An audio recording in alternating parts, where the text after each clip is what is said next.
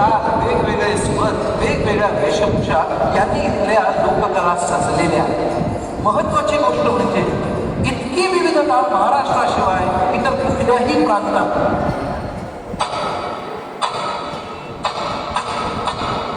या कार्यक्रमातून किंवा मायबाप प्रेक्षकांचं मनोरंजन करण्यासाठी सगळे लोककलावंत मनापासून सज्ज झाले. वेगवेगळे ताल, वेगवेगळे स्वर, वेगवेगळ्या वेशभूषा यांनी इथल्या लोककला सजलेल्या आहेत. महत्वाची गोष्ट म्हणजे इतकी विविधता महाराष्ट्राशिवाय इतर कुठल्याही प्रांताला नाही. म्हणूनच कदाचित महान राष्ट्र म्हणता म्हणता यांना महाराष्ट्र म्हणायला लागले असेल. याच महाराष्ट्राला मानाचा मुलगा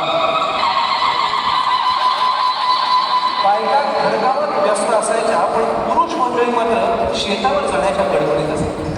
शेती हा ग्रामीण भागातला प्रमुख व्यवसाय. काळ्या मातीत घाम गळून मोत्याचं पीक काढायचं स्वप्न प्रत्येक शेतकरी बघत असतो. पण या कामातही मनाला गरमळा मिळावा म्हणून हे शेतकरी बांधवही गाण्याचा साधन करतात. या गीतांना घरी असं